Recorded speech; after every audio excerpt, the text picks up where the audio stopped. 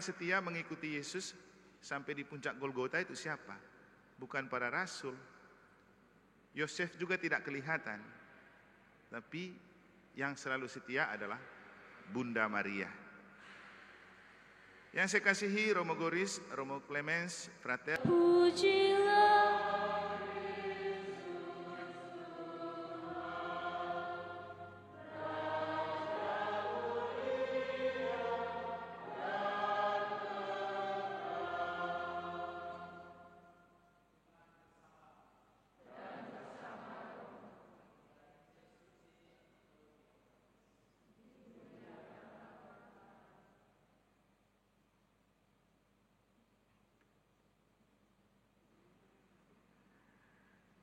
Sekali peristiwa, Yesus berkata kepada orang-orang Yahudi, "Bapakku bekerja sampai sekarang, maka aku pun bekerja." Karena perkataan itu, orang-orang Yahudi lebih berusaha lagi untuk membunuh Yesus. Bukan saja karena ia meniadakan hari Sabat, tetapi juga karena ia mengatakan bahwa Allah dan Bapanya sendiri, dan dengan demikian menyamakan dirinya dengan Allah. Maka Yesus menjawab mereka, "Aku berkata kepadamu, sesungguhnya anak tidak dapat mengerjakan sesuatu dari dirinya sendiri, jikalau ia tidak melihat Bapa mengerjakannya. Sebab apa yang dikerjakan Bapa, itu juga yang dikerjakan anak. Sebab Bapa mengasihi anak, dan ia menunjukkan kepadanya segala sesuatu yang dikerjakannya sendiri. Bahkan ia akan menunjukkan kepadanya pekerjaan yang lebih besar lagi daripada pekerjaan-pekerjaan itu, sehingga kamu menjadi heran. Sebab sama seperti Bapa membangkitkan orang-orang mati dan menghidupkannya, demikian juga anak menghidupkan siapa saja yang dikehendakinya. Bapa tidak menghakimi siapapun, melainkan telah menyerahkan penghakiman itu seluruhnya kepada anak, supaya semua orang menghormati anak, sama seperti mereka menghormati Bapa.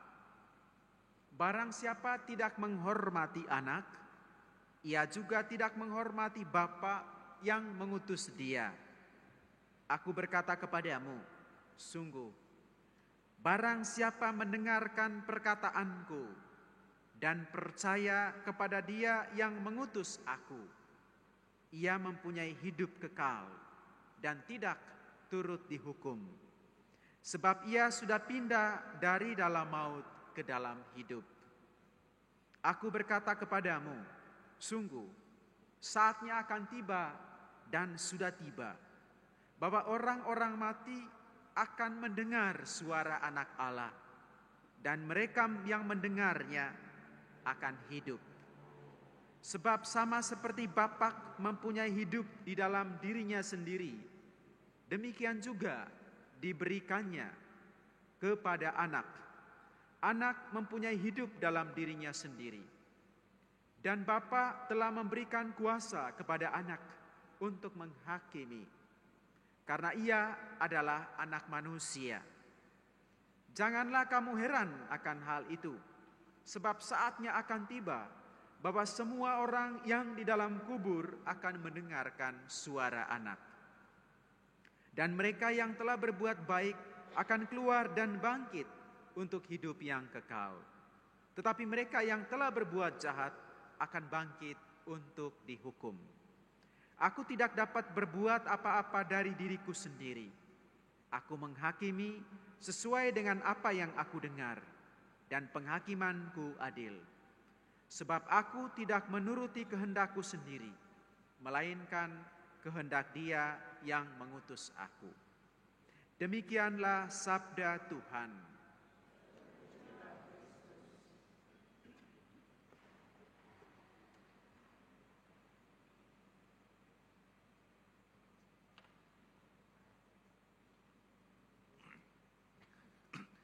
Anak yang tidak menghargai ibu pasti gampang durhaka. Benarkah? Yesus tahu betul bahwa tidak menghargai ibu itu bisa bermasalah besar. Maka Yesus sangat menghargai ibunya. Orang-orang yang mengikuti Yesus dan tidak menghargai Bunda Maria, durhaka enggak? Hah?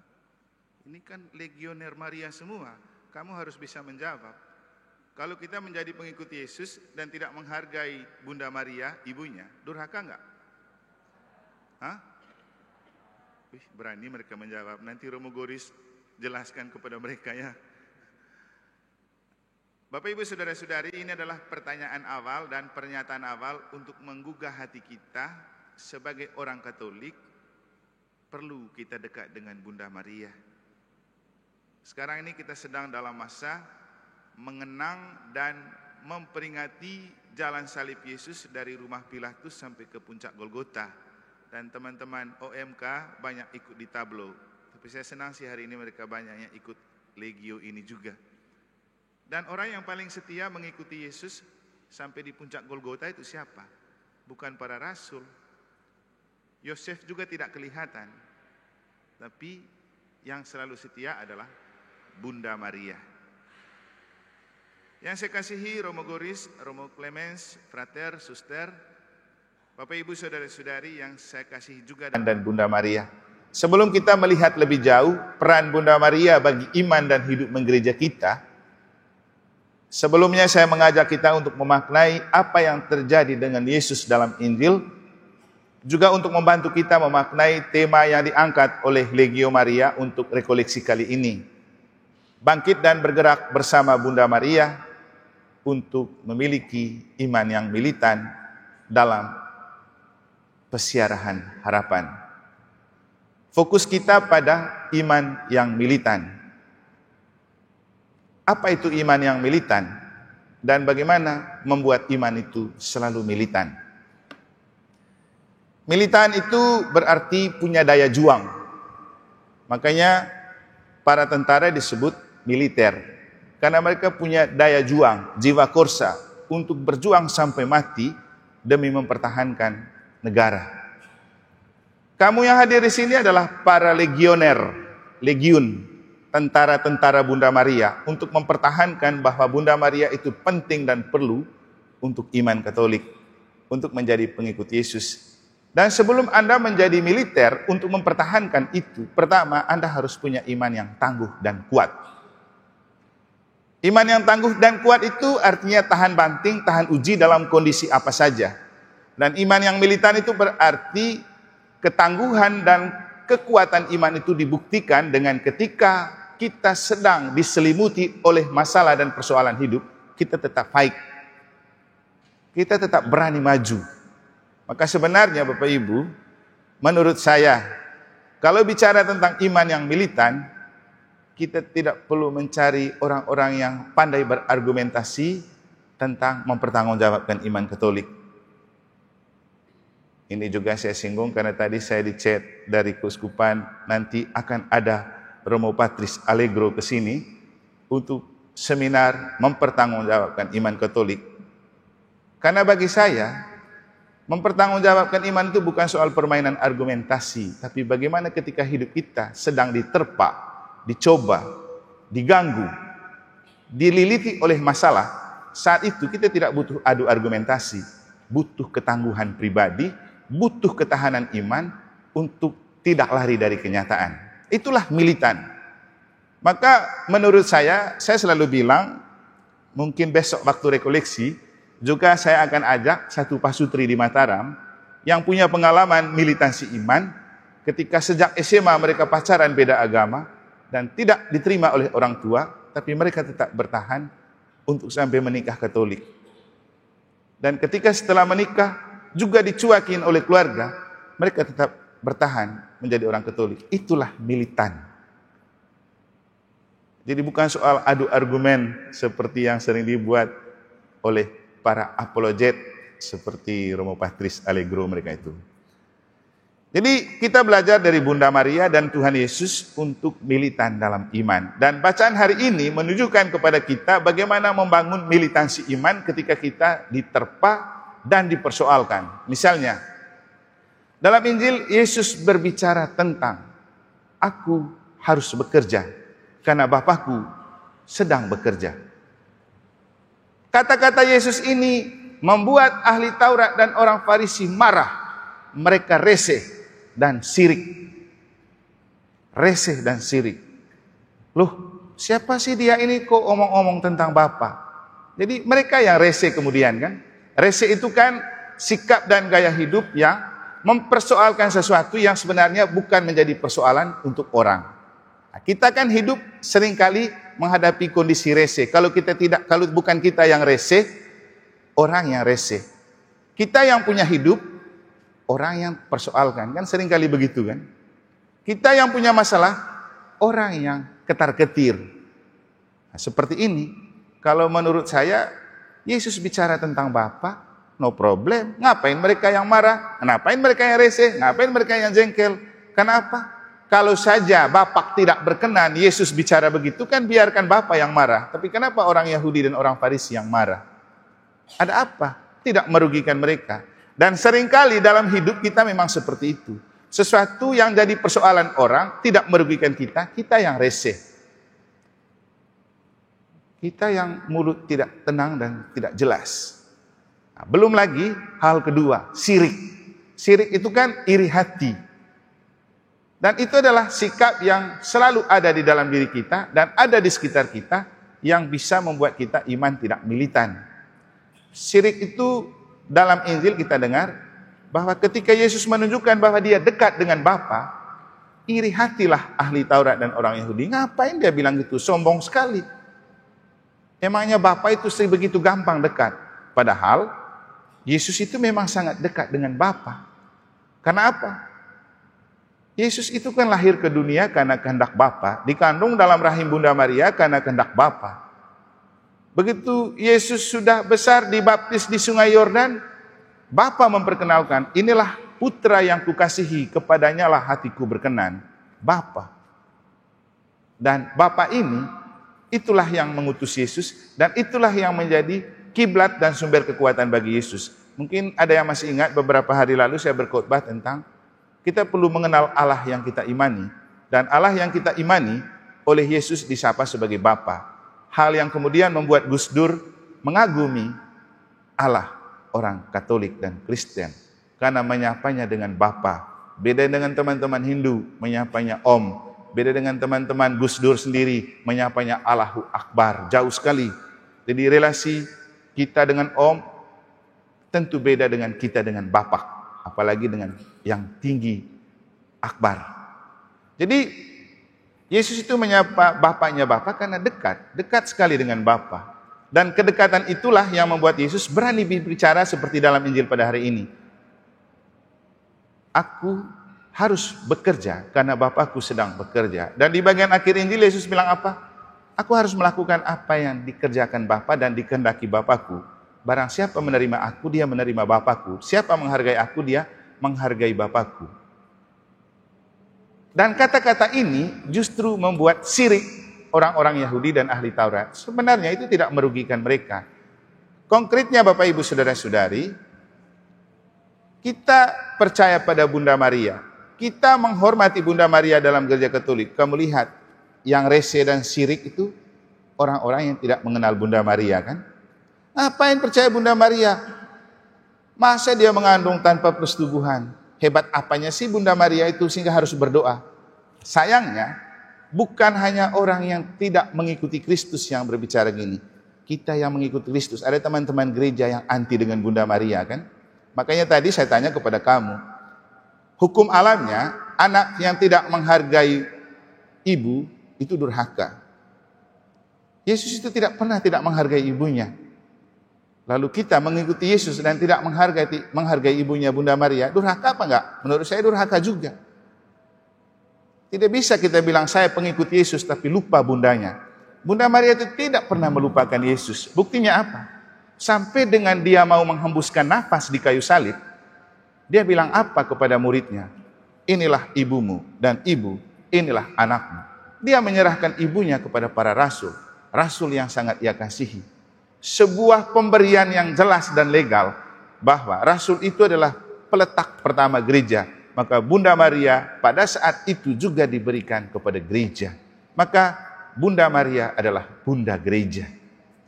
Maka kamu yang hadir di sini, yang mendekatkan diri dengan Yesus, kepada Yesus melalui Bunda Maria itu top. Karena ada istilah per Mariam ad Jesum. Bersama Bunda Maria kita sampai kepada Yesus. Dan Bapak Ibu coba cek, tidak ada orang yang novena 3 Salam Marianya gagal. Pasti selalu sukses. Sudah berapa bulan saya tugas di Mataram, saya lihat orang yang paling banyak buat intensi misa syukur adalah syukur karena sukses novena 3 Salam Maria. Tidak ada doa lain. Apa? Karena dekat sekali Bunda Maria dengan Yesus. Yesus dekat dengan Bapa. Makanya ketika kita berdoa Salam Maria atau Rosario, selalu dimulai dengan salam putri Allah Bapa, salam Bunda Allah Putra, salam mempelai Allah Roh Kudus. Jadi dalam diri Bunda Maria bersatulah Allah Bapa, Allah Putra, dan Allah Roh Kudus. Dan kalau kita mau memiliki iman yang tangguh dan militan, pilihan lain tidak ada. Harus bersama Bunda Maria kita percaya kepada Yesus. Karena bersama Bunda Maria kita makin bersatu juga dengan Allah Bapa, Allah Putra, Allah Roh Kudus. Dan usahakan belajar dari Bunda Maria dan Yesus untuk mempunyai iman yang militan. Dalam Injil, walaupun Yesus diresehin, disirikin, tapi Yesus tetap tahan banting dan tahan uji. Dia tetap berani mengatakan, ngapain kamu marah? Memang saya dan Bapa itu satu. Aku datang karena diutus oleh Bapa. Aku dan Bapa itu satu. Kalau kamu tidak menghargai aku, kamu tidak menghargai Bapa. Bapa dan aku itu saling menghargai loh. Giliran kamu persoalkan. Dan kita dalam hidup beriman, kita akan berhadapan dengan kenyataan itu. Kalau tidak kita yang reseh dan sirik, orang yang reseh dan sirik. Dan saya mengharapkan kamu para legioner yang percaya kepada Bunda Maria atau mendekatkan diri kepada Tuhan melalui Bunda Maria, jangan sampai menjadi ibu-ibu dan bapak-bapak yang suka sirik, yang suka reseh. Bunda Maria tidak sirik dan tidak sereseh. Bahkan ketika ada perkara dan persoalan hidup, dia tidak, mulutnya tidak bocor. Tapi apa? Menyimpan semua perkara itu dalam hati. Kalau kamu betul dekat dengan Bunda Maria, jaga hatimu, jaga mulutmu. Kalau ada persoalan, tidak untuk diomongin, tidak untuk diperdebatkan, tidak untuk dipersoalkan, tidak untuk dipermasalahkan, tapi ditaruh di hatimu untuk kamu bawa dalam doa di hadapan Bunda Maria. Itulah orang yang beriman tangguh dan militan. Karena selalu saya bilang, ciri orang yang imannya tangguh dan militan akan seperti falsafah padi. Semakin berisi, semakin merunduk. Orang kalau semakin beriman, semakin tenang, semakin rendah hati, semakin cool. Tapi orang kalau tidak ada isi imannya, akan seperti padi yang kosong. Sehingga karena tidak ada imannya yang berisi, gampang sekali dia berbunyi. Seperti gong. Pok, pok, pok, pok, pok. Nah, kalau semakin sering kita omong orang, bicara orang, dan mungkin juga cerewet atau rese, itu berarti iman kita masih dangkal. Benar kan ibu-ibu ya? Kalau iman kita dalam, kita pasti tidak tega bicara orang. Kita tidak tega bicara hal yang tidak perlu dan tidak penting dan tidak terbukti. Itu kalau iman dalam. Dan kalau orang imannya dalam, dia akan sampai berpikir begini, aku harus memperlakukan orang lain seperti aku ingin diperlakukan oleh orang lain. Karena itu hukum utama dari orang beriman. Kasihilah sesamamu seperti dirimu ingin dikasihi. Semakin kita banyak mengasihi orang, itu baru kita semakin beriman. Semakin kita banyak membenci dan berbicara tentang orang, itu iman kita dangkal dan itu tidak militan. Jadi Bapak Ibu Saudara-saudari, menghadapi resehan orang Yahudi dan ahli Taurat, menghadapi sikap syirik dari ahli Taurat dan orang Yahudi, Yesus tetap tenang. Yesus tetap dekat dengan Bapa. Demikian juga Bunda Maria, menghadapi pelbagai macam gosip yang berbicara di sekitarnya, karena dia mengandung seorang anak tanpa punya suami, dia tetap tenang. Dia tetap tersenyum. Dia tetap memakai prinsip Aku ini adalah hamba Tuhan, terjadilah padaku menurut perkataanmu. Inilah ciri orang beriman. Inilah ciri iman yang militan. Tetap tangguh, teguh, dan kuat apapun keadaan dan kondisi yang mungkin membuat kita tergoncang, yang membuat kita tersinggung, yang membuat kita mungkin terperosok dan jauh dari jauh dari kenyamanan hidup. Ingat, iman yang militan tidak suka zona nyaman dan tidak nyaman dalam zona nyaman.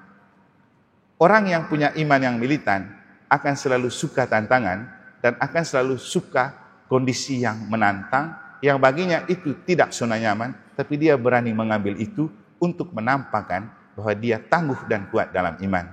Makanya Yesus pernah bilang apa?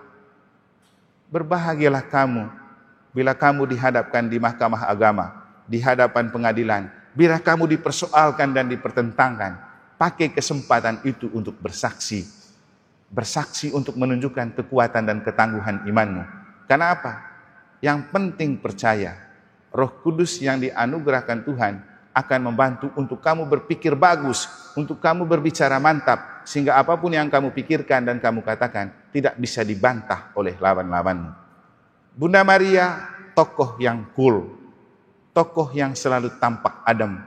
Itu karena dia memiliki iman yang teguh. Bunda Maria memang tidak seagresif ibu-ibu zaman now, tapi dia tetap militan untuk memberikan kesaksian tentang iman. Coba kamu lihat, ketika Yesus memanggul salib ke Golgota, dia hadir tanpa kata. Bunda Maria hanya hadir dengan tatapan. Tidak ada satu kata pun yang keluar dari Bunda Maria, kan? Tapi dia selalu menatap Yesus. Tatapan yang menunjukkan ia militan. Ia tidak takut para algojo. Ia tidak takut orang banyak yang mencaci maki dan menghina anaknya. Ia tetap tampil walaupun anaknya sedang dicaci maki, diolok, dihina, dipukul. Dan dia tidak berteriak, tidak mengadu, tidak ngomel. Ia tetap menatap dengan tenang. Sampai pada akhirnya ia dihargai oleh putranya ketika disalib. Dia memangku putranya yang diturunkan dari salib. Dan sebelum diturunkan dari salib ke pangkuannya, Yesus sudah berpesan kepada Yohanes murid yang dikasih Yesus. Dia bilang, inilah ibumu dan ibu, inilah anakmu. Rasa tanggung jawab yang besar dari Yesus untuk menghargai ibunya, dan rasa tanggung jawab yang besar dari seorang ibu untuk seorang anak yang telah dia lahirkan. Selamat melanjutkan rekoleksi untuk para legioner. Semoga kegiatan rekoleksi ini membuatmu makin militan dalam iman dan membuatmu makin mantap dalam membangun harapan dalam sejarah hidup ini. Terima kasih untuk Romo Goris dan Ibu Mur yang jauh-jauh dari Malang, dari kota Malang yang tidak bernasib malang, untuk membuat kita juga tidak bernasib malang di NTB ini, dengan mendekatkan diri kepada Tuhan melalui Bunda Maria. Manfaatkan hari-hari refleksi dan permenungan serta kebersamaan bersama Romo Goris dan Ibu Mur untuk makin mantap dan matang dalam iman dan militan dalam kesaksian hidup, juga makin meningkatkan rasa cinta kepada gereja yang satu, kudus, katolik, dan apostolik. Semoga Tuhan memberkati.